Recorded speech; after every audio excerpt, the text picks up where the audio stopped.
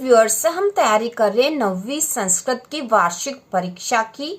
और परीक्षा में आपका पहला प्रश्न आने वाला है उचित विकल्पम चित्वा लिखत। तो उचित विकल्प का चयन करके हमें लिखना है। तो उसमें सारे जो महत्वपूर्ण प्रश्न है वह हम देख लेंगे। तो पहला है विद्याधन आलयः इतस्मिन् पदे संधि अस्ति। तो इसमें कौन सी संधि? तो इसका उत्तर आएगा दीर्घ संधि है। ठीक है, विद्याधन आलयः इसमें दीर्घ संधि है।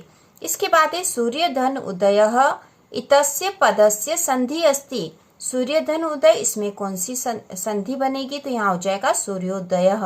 और संस्कृत की संपूर्ण तैयारी के लिए नीचे डिस्क्रिप्शन में लिंक में प्लेलिस्ट दे रखी है, आप उससे संस्कृत की संपूर्ण तैयारी कर सकते हो। इसके बाद है मनोहरः इतस्य पदस्य संधि विच्छेद अस्ति। मनोहर इस पद का संधि विच्छेद है, तो इसमें आएगा मनः धन हरः। ठीक है, यह संधि विच्छेद इसका। सदाचार इतस्मिन् पदे संधि अस्ति। सदाचार इस पद में कौन सी संधि? तो यहाँ है व्यंजन संधि। इसके बाद है सज्जनः इतस्य संधि विच्छेद अस्ति। सज्जन इसका संधि विच्छेद क्या है? तो इसका होगा सत धन जनः। सत धन जनः। इसके बाद है नमस्ते इतस्मिन् पदे संधि अस्ति। नमस्ते इस पद में संधि है, तो इसमें है विसर्ग संधि। ठीक है, विसर्ग संधि यहाँ पर। इसके बाद है गुण संदेह उदाहरणम नास्ति। नास्ति मतलब नहीं, इसका मतलब है गुण संधि का उदाहरण नहीं है। तो जो नहीं है वह हमें बताना है, तो यहाँ आएगा इत्यादि। इत्यादि जो है गुण संधि का उदाहरण नहीं है। इसके बाद अगला है यण संदेह उदाहरणम अस्ति। यण संधि का उदाहरण है, तो यण संधि का उदाहरण है स्वागतम। ठीक है, स्वागतम। अगला है सदाधन एव इतस्य संधि अस्ति। सदाधन एव इसकी संधि क्या होगी? तो यहाँ होगी सदैव। सदाधन एव सदैव। इसके बाद अगला है जगदीश इतस्य पदस्य संधि विच्छेद अस्ति। जगदीश इस पद का संधि विच्छेद है, तो इसका संधि विच्छेद है जगत धन ईशः। जगत धन ईशः। इसके बाद अगला है विद्या माता इव रक्षति। अस्मिन् वाक्ये अव्यय पदम अस्ति। इस वाक्य में अव्यय पद हमें बताना है। विद्या माता इव रक्षति, इसमें अव्यय पद कौन सा है? तो इसमें अव्यय पद है इव। ठीक है, तो यहाँ पर हम इव उत्तर बताएंगे। इसके बाद अगला है अधोलिखितेषु अव्यय पदम अस्ति। यहाँ जो नीचे जो शब्द लिखे हैं इनमें से अव्यय कौन सा है? तो यहाँ दे रखे थे पुत्र, सूत, सूत और कुत्र। तो यहाँ पे जो कुत्र है यह अव्यय है। ठीक है, इसके बाद है अधोलिखितेषु अव्यय पदम अस्ति। नीचे लिखे में से अव्यय पद कौन सा है? तो यहाँ दे रखे यदा, पता, सुता और गच्छति। तो इसमें अव्यय है यदा। इसके बाद अगला है अधोलिखितेषु अव्ययम नास्ति। इनमें से अव्यय कौन सा नहीं है? जहाँ नास्ति लिखा मतलब नहीं है, तो इसमें से अव्यय कौन सा नहीं? तो आएगा नद्या। नद्या अव्यय नहीं है, जबकि अपि, इव और ग, एव ये अव्यय पद हैं। इसके बाद अगला है अधोलिखितेषु अव्यय पदम नास्ति। तो यहाँ पे भी जो अव्यय पद नहीं है वह हमें बताना है। तो यहाँ दे रखा है इदानीम, अधुना, अद्य और कथा। तो इसमें से जो कथा ये अव्यय नहीं है, जबकि इदानी, अधुना और अद्य अव्यय है। इसके बाद अगला है सदाचारः एव परमो धर्म। सदाचार परम धर्म है। इस वाक्य में अव्यय पद कौन सा है? सदाचारः एव परमो धर्म। तो इसमें अव्यय है एव। ठीक है, एव आएगा यहाँ पर। इसके बाद अगला है तत्पुरुष समासस्य उदाहरणम नास्ति। तो तत्पुरुष समास का उदाहरण कौन सा नहीं है? यहाँ ऑप्शन दे रखे हैं भूतबलिः, नीलोत्पलम, कृष्णाश्रितः और बाणहतः। तो इसमें से जो नीलोत्पलम है यह तत्पुरुष समास का उदाहरण नहीं है, जबकि बाकी ये तीनों तत्पुरुष समास के उदाहरण है। नीलोत्पलम कर्मधारय समास का उदाहरण है। इसके बाद है यथाशक्ति तस्मिन् पदे समासः अस्ति। यथाशक्ति इस पद में कौन सा समास है? तो इसमें अव्ययी भाव समास। इसके बाद है कर्मधारय समासस्य उदाहरणम नास्ति। कर्मधारय समास का उदाहरण नहीं है। जो नहीं है वह हमें बताना है। तो यहाँ ऑप्शन दे रखे थे महापुरुषः, नीलकमलम, घनश्यामः और पीताम्बरः। तो पीताम्बरः जो कर्मधारय समास का उदाहरण नहीं है, जबकि महापुरुष, नीलकमल और घनश्याम कर्मधारय समास के उदाहरण है। इसके बाद अगला है द्विगु समासस्य उदाहरणम अस्ति। द्विगु समास का उदाहरण कौन सा है? तो यहाँ दे रखे पंचवटी, दशानन, अनुरूपम, परोपकारः। तो यहाँ जो पंचवटी द्विगु समास का उदाहरण है इसके बाद है अव्ययी भाव समासस्य उदाहरणम अस्ति। अव्ययी भाव समास का उदाहरण है तो यहाँ जो है प्रतिदिनम अव्ययी भाव समास का उदाहरण है। इसके बाद है राम लक्ष्मणो इतस्मिन् पदे समास अस्ति। राम लक्ष्मणो इस पद में समास है तो इसमें द्वंद्व समास है। इसके बाद है अधिकारः इतस्मिन् पदे उपसर्ग अस्ति। अधिकार में कौन सा उपसर्ग है तो यहाँ अधि उपसर्ग है।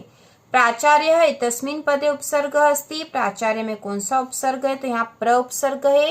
और हमें पता उपसर्ग वे शब्द होते हैं जो किसी शब्द या शब्दांश के आगे जुड़कर उसके अर्थ में परिवर्तन कर देते हैं। तो यहाँ प्राचार्य में प्र जो है ये आगे जुड़ा हुआ है। प्रधन आचार्य से प्राचार्य बना है तो यहाँ उपसर्ग प्र है। इसके बाद है अधोलिखितेषु उपसर्ग अस्ति। इनमें से उपसर्ग कौन सा तो जो नि से उपसर्ग है। इसके बाद है अधोलिखितेषु उपसर्ग नास्ति। उपसर्ग कौन सा नहीं है तो यहाँ दे रखे वी नी दूर और परंतु। तो परंतु जो उपसर्ग नहीं है जबकि वी नी और दूर उपसर्ग है।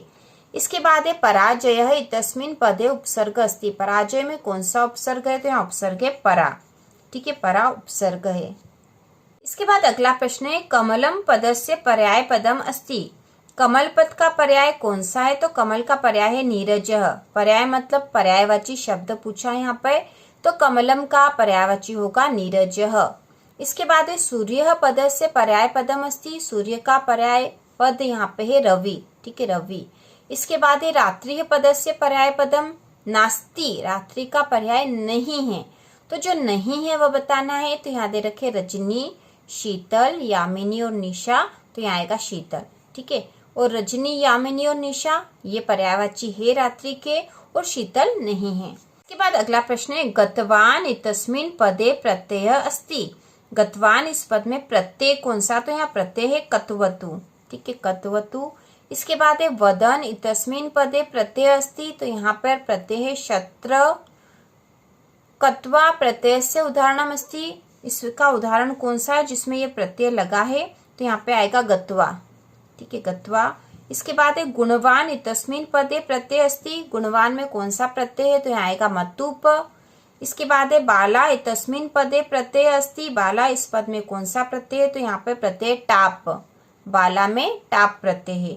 इसके बाद अनियर प्रत्यय से उदाहरणम अस्ति। अनियर प्रत्यय का उदाहरण कौन सा है तो यहाँ है पठनीयः। पठनीयः। सेवमानः इतस्मिन् पदे प्रत्यय अस्ति। सेवमान इस पद में कौन सा प्रत्यय तो यहाँ प्रत्यय है शानच। शानच। इसके बाद हम सही जोड़ी देख लेंगे। ये सीधा उत्तर ही दे रखा है जिसकी जोड़ी जिससे बनेगी।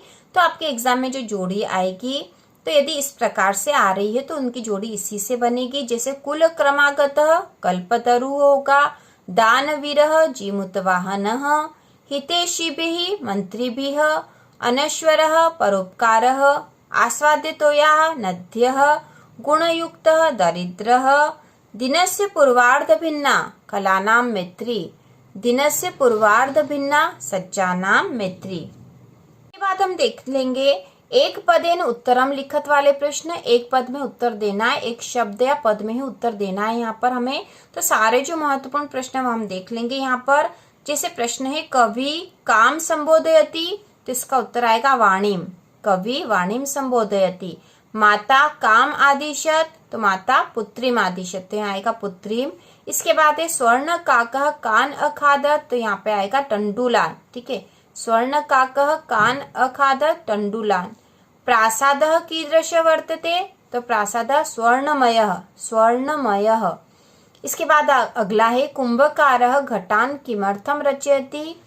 कुंभकारः घटान किमर्थम रचयति यहाँ आएगा जीविका हेतुः।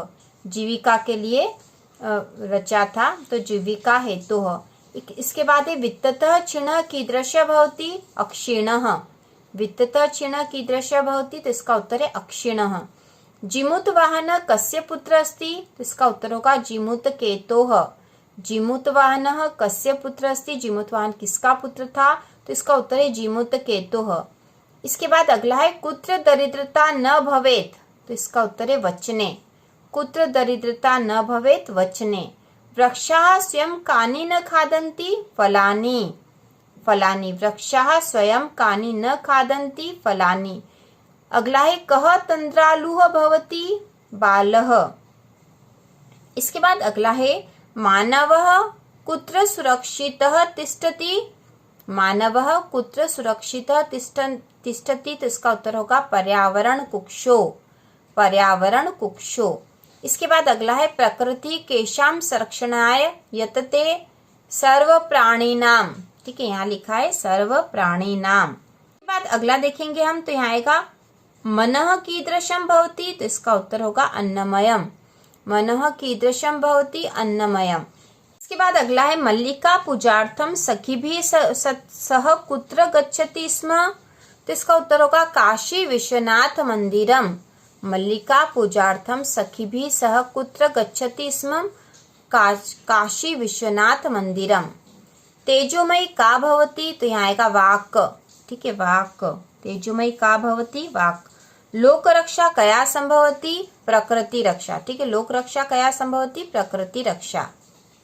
इस प्रकार से हमने संस्कृत वार्षिक परीक्षा में आने वाले महत्वपूर्ण प्रश्नों की तैयारी कर ली है और इसके साथ ही संस्कृत की संपूर्ण तैयारी के लिए नीचे डिस्क्रिप्शन में लिंक दे रखी, उससे आप संपूर्ण तैयारी कर सकते हो। तो इसी प्रकार के और वीडियो देखने के लिए चैनल को सब्सक्राइब कीजिए।